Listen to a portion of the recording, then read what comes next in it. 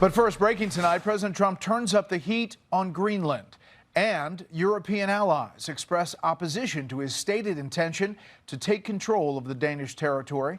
The president refusing to rule out military action and is now promoting new tariffs against several other countries. White House correspondent Aisha Hazi starts us off tonight live from the North Lawn. Good evening, Aisha. Brett, good evening to you. The president is not backing down tonight. He was asked earlier today by NBC News if he was ready to use force to take Greenland. His response, no comment. That type of rhetoric is sending Europe into a frenzy and dividing world leaders on how they should respond. Tonight, President Trump is pushing back on European alarm over his pursuit of Greenland, telling NBC Europe ought to focus on the war with Russia and Ukraine because, frankly, you see what that's gotten them. The use of tariffs against allies is completely wrong. European leaders are split on how to respond to Trump's tariff threat. French President Emmanuel Macron calling on Brussels to use the trade bazooka, which blocks the U.S. from accessing some EU markets. But the Prime Minister of Norway trying to de-escalate, text messaging Trump on Sunday, "We believe we all should work to take this down." Trump responding with a jab, "Considering your country decided not to give me the Nobel Peace Prize for having stopped 8 wars plus, I no longer feel an obligation to think purely of peace, although it will always be predominant." What we can see is that Greenland is essential to the U.S. national security. If there were an attack on Greenland from Russia, from some other area, we would get dragged in. Back here at home, there are bipartisan concerns that the threats are pushing NATO allies away. But some Republicans feel the president's rhetoric is simply a negotiating tactic. Sometimes he believes in strategic ambiguity and talks in terms that get people's attention, but ultimately I think there's a deal to be made. Trump also has affordability on his mind as he heads into the World Economic Forum in Davos, Switzerland, planning to unveil new details about his housing plan, potentially allowing Americans to use money from their 401ks on a down payment without getting taxed. President Trump thinks that if we can get it out without these heavy tax penalties, then we can free up cash for people to buy homes. And I think that that's a key part. And Brett, remember, we are still waiting on that Supreme Court decision on tariff authority. The president has previously said that if the Supreme Court rules against him, it would be a mess to pay back all that money in tariff revenue. Brett. That could come as soon as tomorrow. And Aisha, another issue on President Trump's Gaza peace board. France appears to be poised to reject the president's invitation to join. What's that about? That's right. That's correct. A lot of folks are talking about this tonight. Bloomberg is reporting tonight that President Macron feels that the board's charter that the president and the White House team have come up with goes well beyond Gaza. Critics are also worried that this board could rival the UN altogether. Canada telling Politico that they will join, but they will not pay the $1 billion membership fee for a permanent seat on the board. They're also reporting that Poland raises some eyebrows over Russia, saying that President Vladimir Putin has also received an invitation to sit on this board as Russia wages war on Ukraine. The White House, for its part, is moving forward. The president has plans to basically have a signing ceremony for this board's charter this Thursday in Davos. Brett? Okay, we'll follow that. Thank you very much. With that, we bring in former Supreme Allied Commander of Europe, retired Air Force General Philip Breedlove, now a distinguished professor at the Sam Nunn School at Georgia Tech. Great to have you with us, General. Thank you very much for joining me once again. I just want to play this from the weekend. This is Treasury Secretary Scott Bessent on this situation. Watch. Down the road, this fight for the Arctic is real. We would keep our NATO our NATO guarantees, and if there were an attack on Greenland from Russia, from some other area, we would get dragged in. So better now, peace through strength, make it part of the United States, and there will not be a conflict. So you see some of the European leaders, General, saying that all of this undermines our NATO relationships. Do you agree or disagree?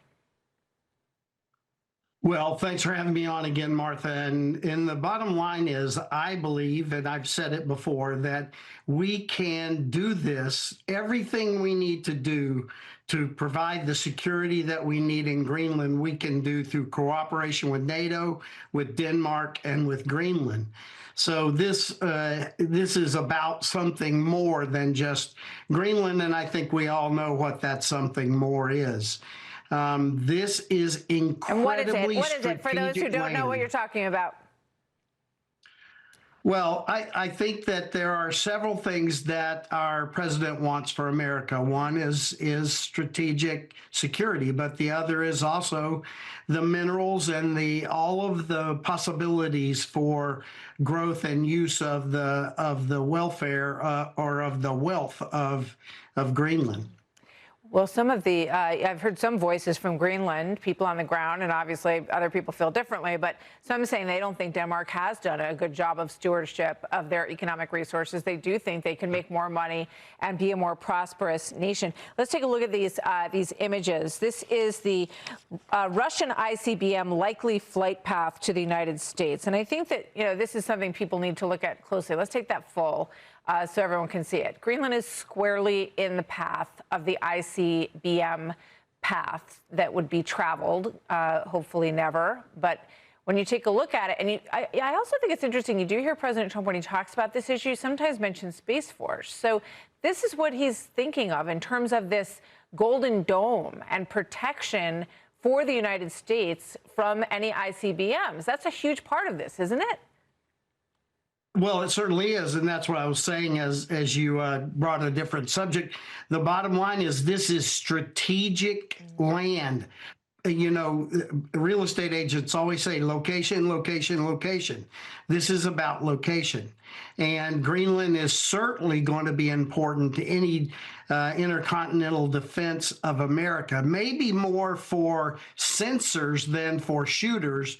But the bottom line is this land is important. But we do not need to own Greenland to make Greenland available to intercontinental defense. We already have treaties and agreements in place where we can put basing there. We have Pittswick Base there, which, oh, by the way, has gotten smaller and smaller across the last decade. We have decreased our investment in Greenland. So now we would have to turn around and increase our investment in Greenland. It's very interesting that Denmark, when you look at the map, is quite a distance from Greenland and has had ownership of it for a long time. So it does raise questions about why that is and whether or not that's the best position for NATO in terms of protection. General Breedlove, always good to see you, sir. Thank you very much. Joining us now to discuss all of this, Greenland, Iran, is Virginia Democratic Senator Mark Warner, Vice Chairman of the Senate Intelligence Committee. Senator, thanks for being here.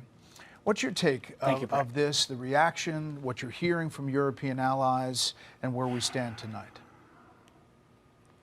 Well, Brett, I'm frankly amazed. It feels now like American foreign policy, at least towards Greenland, is being driven by Donald Trump's ego, not by our national interest.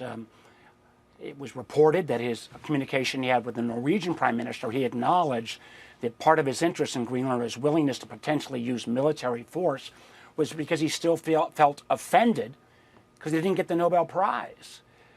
And the fact that the Venezuelan opposition leader Machado, who won the Nobel Prize, tried to offer that to him as a gift, I don't know if Mr. Trump realized that most of the world was laughing at him. I feel embarrassed for our country.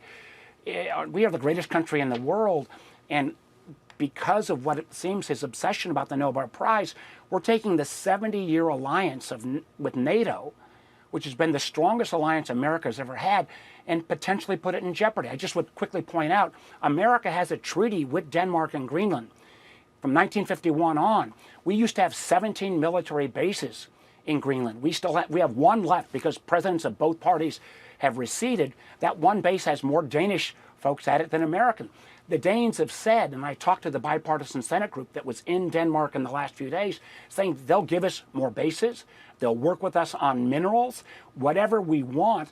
And frankly, the only national security threat right now to Greenland is not from China and Russia, and I would know it's from the United States. And it appears to be driven by the fact that President Trump feels like he was offended by not winning the Nobel Prize. I just don't get it, and I believe that our country's being hurt and Americans made less safe by this policy. So it was part of the text. You are correct, and that was confirmed. That back and forth, but you're talking about the national security implications here of Greenland as they talk about it. The administration talks about it. They do see a threat from Russia and China taking hold there. They do see a threat of not having access if those sea ways open up, and they could use that as a transit point, and the rare earth minerals and all that Greenland possesses. If they made a deal, not a military takeover, but made a deal, why wouldn't that be a good thing in the name of the U.S. from the administration's point of view? No, but Brett, I think from my point of view, would be the same. But let's work with Denmark. They have offered, remember, we had 17 military bases there. We shut them down. They have said, build them back up. You know, the groups that benefit most from this break with NATO is Vladimir Putin and President Xi in China. If we want to go against Russia, help against Russia, let's put some more assets in supporting the Ukrainians the way that NATO has. But the idea that we are now going to launch another trade war with our strongest allies, because again, don't take my word for it, take the president's own words, that somehow he feels offended personally. I wonder how we are being viewed in capitals all over the world. Yeah, well, you're going to find out this week, right, Senator? But Brett, one quick thing is the fact that the Canadian Prime Minister, and Canada's been our strongest ally, just came out of trying to do a deal with China because they thought China was a more dependable partner than America. Anyone who doesn't realize that this is making Americans less safe and our economy in terms of our ability to kind of work with the rest of the world undercut, I just don't get it. But you know, he's heading to Davos. He's going to see all of these leaders, and somebody who looks at the Trump administration could say that this is all about making a deal, that this is all about figuring out how to get to yes. When you threaten to put American forces against a NATO partner, and the fact that we have the Brits, the French, the Norwegians, the Danes, of course, putting more of their own troops in Greenland so that if America attacks, we'll actually be attacking British and Norwegian and NATO troops. But you know, they wouldn't be putting that if they didn't think these threats had some reality based. And how is that in America's best interest when we've got challenges in Venezuela, Iran, and around the world? I want to ask you about Iran. This weekend, the president said it's time to look for new leadership in Iran. This comes obviously after you've had all that's transpired on the ground. You know a lot more than we know. Is this regime on its last legs? I would hope so. I think the Iranian regime has been corrupt. It's treated the Iranian people awfully. The Iranian people have been extraordinarily brave. I think when we see the final numbers, it'll be much closer to tens of thousands killed, not 5,000. But again, let's look at how we can be the most effective. Elon Musk, and I've got critiques of Elon Musk, but his Starlink system is brilliant. We need to get more of that Starlink in so the Iranian people can be linked to the rest of the world through internet. We have cyber capabilities. I can't speak to those, but we should be pushing more on the cyber front. But we should also be rallying the rest of the world. European pressure against Iran, those European nations have relations with Iran. We should be putting huge pressure there.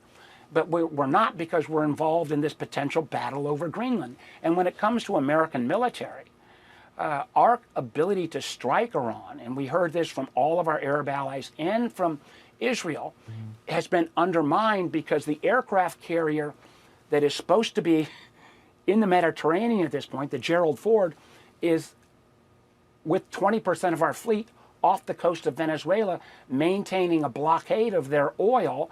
And it has been evident that it will take at least 3 years to rebuild the Venezuelan oil infrastructure. Are we going to retain that percentage of our fleet off the coast of Venezuela and maintain that blockade, which lowers our ability to act in the Middle East? And we're now taking a carrier from the Indo-Pacific, which is diminishing our ability to potentially stand against President Xi's potential actions against Taiwan. All of this is intertwined. And Brett, you know, and I know, America's made strong not just because of our military, but because we have actual alliances and friends around the world. And when those alliances and friendships are undercut, I think America's left safe. Yeah, and the president says peace through strength, and he says it's showing strength. So, yeah, you're right. It's a different point of view from your point of view. Let me ask you a domestic question. As we put up this video of this protest in the church in Minneapolis, it was very disruptive over the weekend. The administration is saying they're looking into these protests, interrupting religious services. Anti-ICE protests in Minneapolis, obviously in the wake of what happened there. You know, in Virginia, the new governor just ended state law enforcement collaboration with ICE to capture illegal immigrants with criminal records. That's Abigail Spanberger. You obviously campaigned with her. Is that what should be going on right now? Well, Brett, I think everybody's got a First Amendment right to protest, but I don't think those protests should include or involve disrupting religious services. That seems inappropriate. I do know that in Minneapolis, at least what I've read, they've got about 3,500 ICE agents there, overwhelming the local cops at about 800. I can also tell you, at least in Virginia, I don't know the rate of arrest in Minnesota, but in Virginia, because ICE has this quota system where if they don't arrest enough people each week, that are the people that have been arrested in Virginia over the now 1 year of the ICE buildup and being spread across the country, 75% of those arrested. They may have come across illegally into our country, but 75% of the people arrested have no further criminal record. I know, but this deals with not collaborating with ICE to capture illegal immigrants with criminal records. And others. Well, again, but if look at the fact, but Brett, we got to go to the facts. The facts on the ground in Virginia are that 75% of the people who have been arrested have no criminal record in America. Okay, well, why not work with the ICE with the criminal records? Well, then let's potentially working on those who have criminal records. But that is different than what's happening right now, where ICE agents, you know, and the Biden administration screwed up the border. Be first to acknowledge that. But the idea of masked ICE agents picking up moms, dropping off their kids, folks going to work, and as we've seen, at least in the circumstances in Minnesota, sometimes where kids are being left in the car after their parents that may or may not have been actually criminals are being picked up. I just think there ought to be a collaborative effort. And so far, at least based upon what I've seen in Minnesota, there is virtually no collaboration between local law enforcement and ICE. And I believe that is due to the ICE tactics. I hear you. I'm just saying that Abigail Spanberger, who you campaigned with as a moderate, as a moderate, is not doing that in the start of her time as governor. I mean, she's doing that. I'm saying that local law enforcement. Go ahead. If I believe that local law enforcement is pretty damn good at going after actual criminals, but when we have ICE agents, I've seen in my state, sitting outside a courthouse when somebody comes to do their hearing as they try to get legal status in our country, and they get picked up because they did the right thing in reporting in, I'm not sure that's the system we ought to be having at this point. Well, Senator, we appreciate your time on a number of different subjects. Thanks for coming in. Let's bring in former National Security Advisor to President Trump, Robert O'Brien. He is with us now. Sir, great to see you. Happy New Year. Thank you. Happy New Year to you. What do you think of that messaging, potential messaging from the president? Is it the right message at the right moment? Look, the president's been very clear on this for a number of years, going back to the first term, that Greenland is critical to U.S. national security. It's a highway to North America. It's a dagger pointed right at our shores, and he wants to defend it. And to his credit, it's now on the agenda, and the Europeans and the Danes say that they will defend it, but they sent 20 troops. That's not quite what we were looking for. But he's already won, and now he's going to go tell them follow through, or we're going to take it. Davos is going to be very interesting.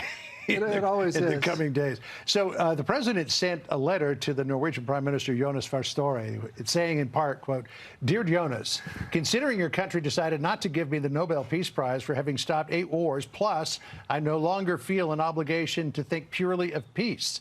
Denmark cannot protect that land from Russia or China, and why do they have a right of ownership anyway?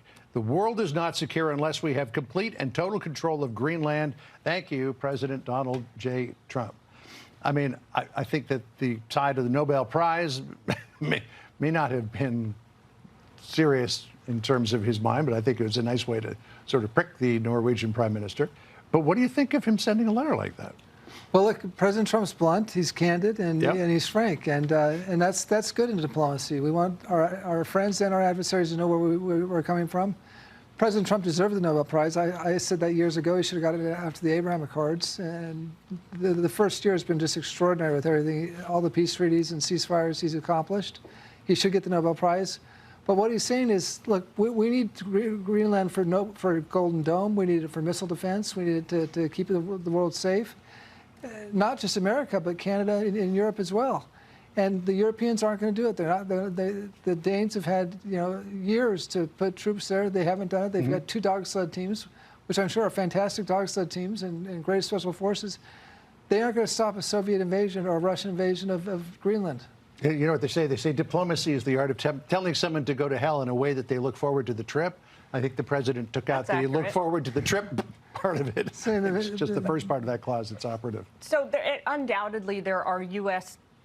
Security interests at stake in Greenland. There are financial interests at stake in Greenland. It would behoove the United States to have some degree of control inside the country. But at the same time, like the international community of democracies decided after World War II that we were kind of done, making moves to take control, seize control of foreign nations' sovereign territory. The only other people doing that right now in 2026 are really, I guess, Vladimir Putin in Ukraine, some African warlords like in Western Africa.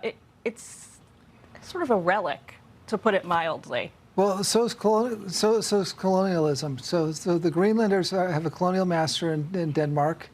They were flirting in the first term. This isn't theoretical. The Chinese were coming in and trying to buy the airport in Greenland. They were trying to buy the ports in Greenland. We stopped that in the first term. So this is not a theoretical approach to the Chinese and the Russians to take Greenland to put our security at risk.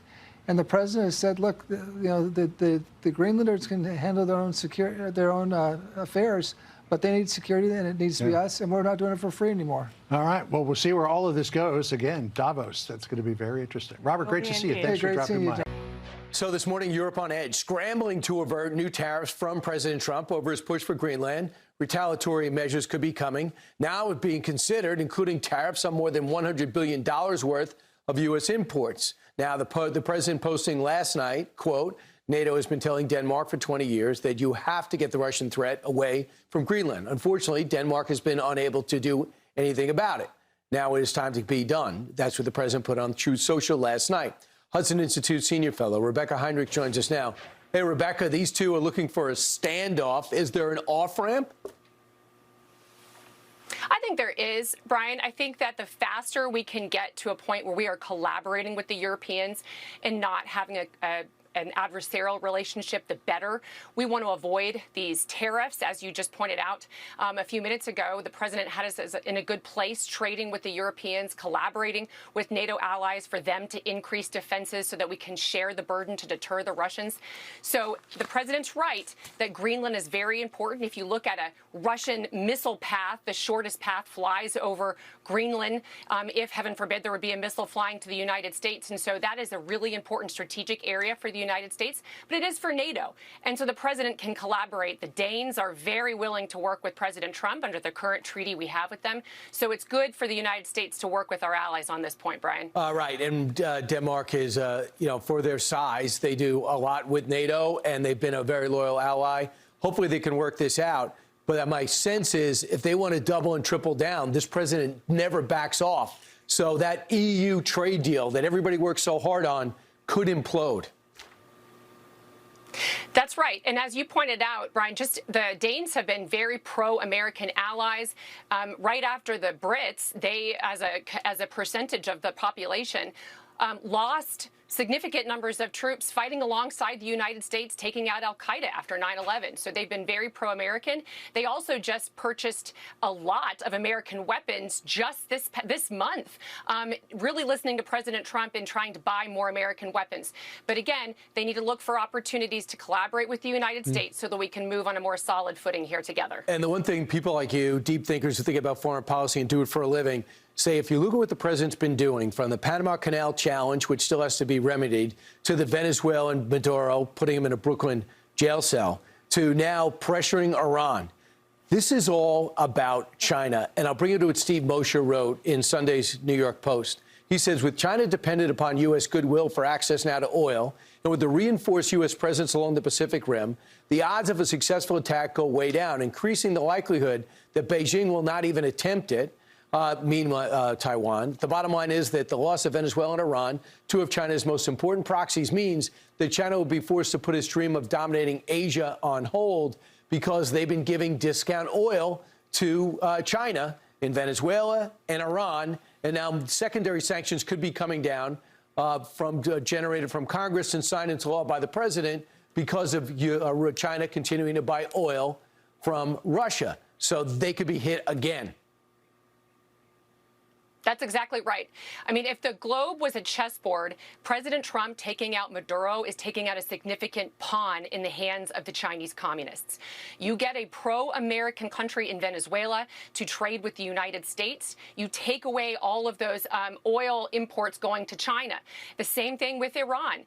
China needs, there's an authoritarian axis against the United States led by the Chinese communists. It's China working with the Russians, the Iranians, the North Koreans, and then these narco-communist states in our hemisphere, Brian.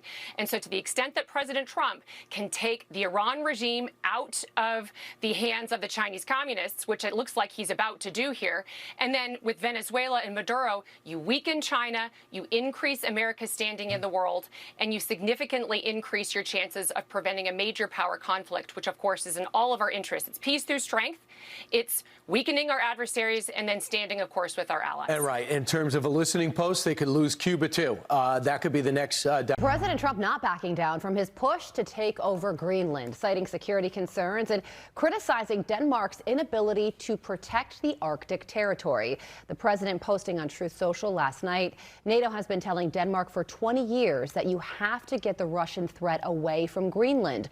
Unfortunately, Denmark has been unable to do anything about it. Now it is time, and it will be done.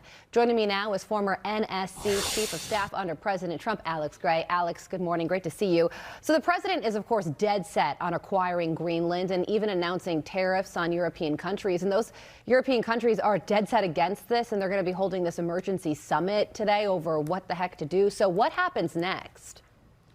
Well, thanks for having me, Carly. I think our European friends really need to step back from this performative domestic politics that they're engaged in and realize that this is about a core interest of the United States. Greenland's a part of the Western Hemisphere. It's been under threat by Chinese and Russian aggressive activity over the last, as the president said, several decades. Our friends in Denmark haven't done anything about it. And the president was actually on the path last week with this meeting that Vice President Vance chaired to have a really successful path forward where we were talking directly to our Greenlandic friends and our Danish allies about a path forward for the United States to have more ultimate control over Greenland. And then the Europeans decided to showboat, send in this absurd contingent of troops to act like they were going to stop some sort of crazy American invasion. As you know, Carly, we have unlimited access militarily to Greenland as it is. There's nothing to invade. The question here is, how do we protect the future of Greenland from a Chinese or Russian long-term,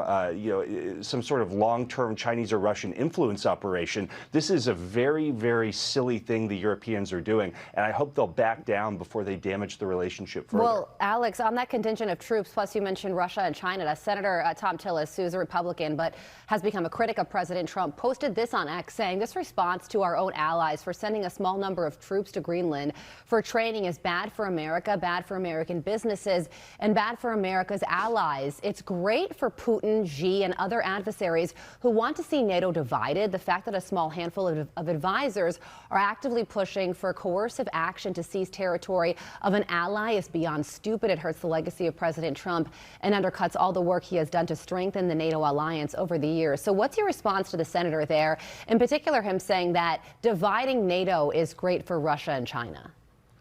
Well, I couldn't disagree more with the way the senator phrased that. I think that the only people dividing NATO, and by the way, Carly, the person who saved NATO is Donald J. Trump. That was an alliance that was headed towards complete disintegration because no one was paying anything for defense until President Trump stepped in and forced the alliance to finally be relevant again. And now the Europeans, for these kind of performative domestic reasons, are sending troops, I think, to show their own people that they have some sort of role on the world stage. That's dividing NATO. That is doing immense damage to our ability to stand steadfast against China and Russia. President Trump is moving us toward a long-term solution where Greenland can be a closer part of the United States for our security and for the security of NATO. Okay, so moving over to Iran, the Supreme Leader out with some new comments this weekend, calling President Trump a criminal and blaming him for the brutal takedown of protesters. I mean, it's hard to believe that that's their line of defense, but President Trump did respond to the Supreme Leader's comments, saying it's time to look for new leadership in Iran. What he, the Supreme Leader, is guilty of as the leader of a country is the complete destruction of the country and the use of violence at levels never seen before. The leadership should focus on running his country properly, like I do with the United States, and not killing people by the thousands in order to keep control. So the president does have military assets going to the Middle East. It's going to take about a week for them to get in place. Is it only a matter of time until strikes happen? And if so, could the target be the Ayatollah? Well, it's certainly an absurd statement by the Ayatollah. I think what the president's doing is he's giving himself options, right? He's restoring deterrence, and we've seen that whether it's in Caracas, whether it's in Syria, whether it's in all over the world. The president's been restoring America's credibility. The fact that we're willing to use force strategically, surgically, and carefully, that puts the Ayatollah and his minions on notice. But more importantly, the president's preserving the ambiguity that he needs in this situation. The president loves the fact that you never know what he's going to do. Our adversaries never know if the president's willing to use force. They know he's willing to use force, but they never know if he's going to use it in a specific situation. And I think the Ayatollah is very much taking that into account when he's figuring out his next move, because he knows President Trump is not going to allow him the freedom of action that, let's say, a Joe Biden or a Barack Obama did. Well, Iran's judiciary has recently indicated that executions may go ahead, and if they do take place, that will certainly get the attention of President Trump. Alex, thank you so much for joining us this morning. We appreciate your insight. We appreciate that. For more on this, we want to welcome Republican Congressman Mike Howardopoulos. He serves on the House Ways and Means Committee, so the guy knows all about the cash. I just want to get your take, Congressman, about the tariff threat. Frankly, I think it goes without saying that this country has been hit by duties by our competitors overseas, and in particular in Europe. And I think it also goes without saying that, we have a terror policy that is really paying dividends to the Treasury. So the president's saying we may up the ante. Will that be effective, do you think? I think it's been very effective already. Yeah. The common sense is we want fair trade, but we want free trade. The only way you have free trade is with fair trade. And so the common sense thing to do is to tell the other countries we're the biggest market in the world. All we're asking for is equal playing fields. They were not giving it to us for decades after World War II. We finally have a president standing up for America first. We're paying the dividends, and now we're opening up new markets. We want to make sure we compete, and that's why a lot of people are actually investing in America. Again, over $17 trillion invested in America because they want to do business with America, but only because the president was tough on tariffs. You know, I'm glad you mentioned that, because I get the sense that being tough on tariffs brings people to the table, and that's the ultimate goal here. Sometimes you want to level the playing field, but sometimes you want to engage our partners to not just have a constructive conversation, but maybe compel action. Is that your view? Look, I got back into politics because I wanted action. I was tired of the talk. Yeah. We want a level playing field. That's how you have free and fair trade. The previous presidents talked that way, but never got tough with our friends and adversaries. The president, once again, proves himself to be the master negotiator. It's one of the reasons why we're having the great American turnaround once again. You see interest rates are down, gas prices are down, and most importantly, Americans' economy is growing once again. We still have a lot more work to do, but it is growing, and we are a lot better off than we were 1 year ago. Yeah, just wait till Q2 and Q3. It's going to be unbelievable. Meantime, I want to shift gears and talk a little Minnesota. We've been watching the DOJ now perhaps in targeting, some would argue rightly targeting, the leadership in that state. Walk me through what the thinking could be here and why that's so important to maybe bring them to heel. Well, let's remember why we're here. Yeah. These are sanctuary cities that refuse to keep violent criminals, sexual offenders behind bars. They actually let them back into their own community that they represent. The logical thing would be you arrest these people who are violent offenders, murderers, drug dealers. One of these guys had 24 convictions and he's still on the street. Yeah. Usually you actually bring him out of jail. Instead, what happens, these politicians let these people back into the community, and then they have the gall to actually go in and say, let's get in law enforcement's way. And I'm really sympathetic also to the ICE guys here and gals. They have husbands and wives back at home. I'm sure they're terrified when they see these images. All they're trying to do is simply enforce the law. Instead, you have politicians playing usual political games and putting people's lives at risk, as we saw recently. It really bothers you, doesn't it? I get the sense in our conversation even before we came on air, I know you feel very passionate that this could happen anywhere. And we have to look out not just for the people of Minnesota, but broadly the people around the country who are being targeted often by these violent, illegal migrants. I couldn't agree more. My father's an FBI agent. Yeah. Law enforcement. I remember, I wonder when my dad would come home nights, you know? And that sense is, what about the victims of these crimes? What about the people who are being terrorized by these repeat offenders who are here illegally in the first place, and then they come here and break our laws instead of looking for opportunities which we're all blessed with? This is about common sense. This is about the American values and to stand up for the rule of law. Other parts of the country aren't doing this. Minnesota's playing games, in my opinion, to cover up the fraud that's been going on. I think this is literally organized crime in Minnesota, and we need to use the same standards we use against the mafia to take care of these guys and take them down. Yeah, go Rico all the way. I'd be remiss if I didn't get your take on something that the president floated this week, and that's perhaps shifting the way we think about our 401ks. As you know, home ownership for those who are in their 40s and 50s and up, that's pretty commonplace. But for those who are younger, it's more difficult to get out there and buy a house now because the down payments are so outsized by comparison to when I was buying a house back in the day. The president is suggesting, Congressman, that maybe you can use your 401k to borrow for it to put down on a down payment for a home. What do you think of that idea? Might that be effective? I think it would be. Remember, when President Trump was in office previously, it was a 3% interest rate. Today, it's 7%. It's incredibly expensive. That's $1,200 a month more in the community that I live in. That's almost $15,000 a year. Yeah. Let's give maximum flexibility for our 401k, not just for the individual, but why not even offer that for parents who want to help their kids get into their first home? We need maximum flexibility. We need to put all ideas on the table to get this economy roaring again so people have more money in their pocket. How much did you pay for your first house? You remember? I remember it was $77,000. Mine was $151. Okay. Times have changed. Yes, they have. They sure have. I want to bring in retired General Jack Keane. General, good morning to you. Great to have you back with us. So go ahead and size this up. Ayatollah has been in charge for 37 years. This is what he said over the weekend. The U.S. had made extensive preparations to orchestrate this sedition. The sedition was a prelude to even bigger schemes. The Iranian nation defeated the U.S. Yes, we extinguished the fire of the sedition, but that isn't enough. The U.S. must be held accountable. At a minimum, you have 5,000 dead. Last week, that number was more than double that. I don't know what the real number is. Perhaps it's higher than that, General. With regard to the commander-in-chief, what are his options right now? Well, I think he's taking the right path here. I mean, he wants to replace the leadership in Iran, not just the Ayatollah, but all the mullahs and the hardliners that are around him. And certainly that's what the people in the streets are willing to sacrifice their lives for. And when we get a final tally, already, right now with the numbers the Iranians are releasing, that's the most brutal attack on their own population in their 45-plus year history. Fact. And it's going to escalate even more when they get the final tally on it. So this is the path we're on now. We want this regime to collapse. And that's the right path.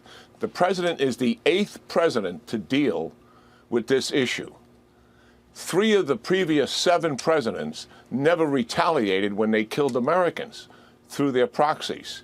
All of the presidents stood by while Iran increased its strength and its power and its influence in the region.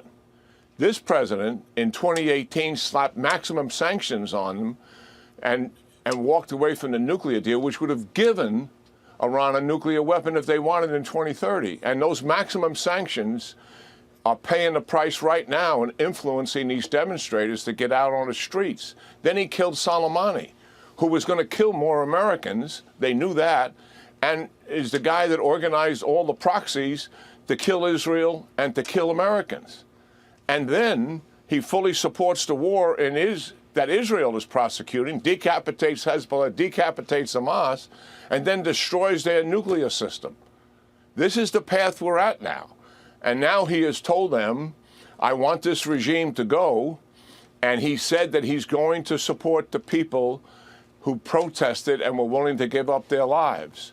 And I would take him at his word that that is exactly what is going to happen. Okay, all right. You got an aircraft carrier to be in the region, back in the Persian Gulf region, 4 or 5 days maximum, based on what I'm seeing here. Now you've got all these political and business leaders meeting in Davos, Switzerland this week, and the talk there, General, is going to be about this. It'll be about Ukraine. It'll be about Greenland. Here's Scott Bessent, Treasury Secretary, on Sunday.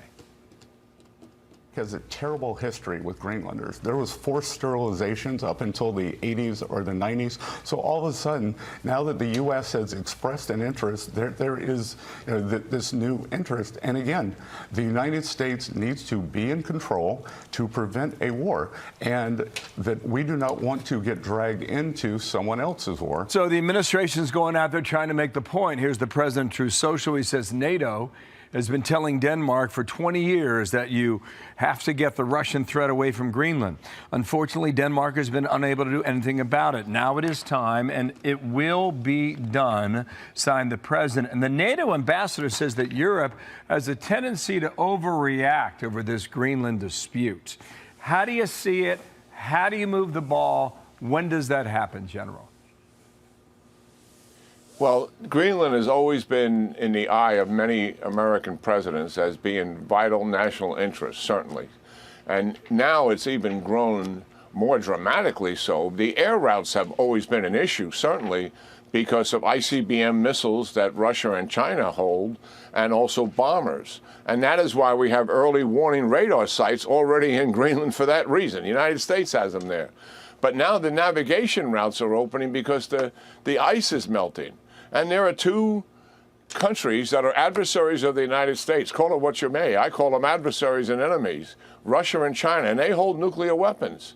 And they also have navies that can prosecute through those navigation routes now that are open considerably more of the year. So it becomes more of a security issue. And I think it's in NATO's interest, certainly, to recognize the United States can do more for NATO security in influencing it than certainly Denmark has done throughout its history. And now that the cooler heads will start to meet and we're in negotiations, I have a lot of confidence in Mark Rutte, who's the chief of NATO, and getting down into this. He's a voice of reason. Let's lower the rhetoric on both sides. Let's get into some real negotiations. What's the economic benefit for Greenlanders? What's the NATO benefit here for security? And certainly, what's the benefit for the United States as well? The three principal partners here, Denmark, Greenland, and the United States, I think we can get to some reasonable answer here that makes sense to everybody's mutual benefit. And believe me, we can help the Greenlanders prosper considerably more than what Denmark has done, and their history is horrific with forced sterilization, forced adoption of children, and other things that have taken place in the repression of these people. We have had bad history ourselves with some of this in our own country, to be sure. But I think the economic prosperity for them is an issue that I would think they would find quite attractive. On the issue of a deal, I agree with you. At some point, we get there. Don't know when, don't know what it looks like. We'll be here to watch it. Thank you, General. Nice to see you on a Monday morning. Jack Keane, as always. Appreciate it, sir. Hey, Sean Hannity here. Hey, click here to subscribe to Fox News YouTube page and catch our hottest interviews and most compelling analysis. You will not get it anywhere else.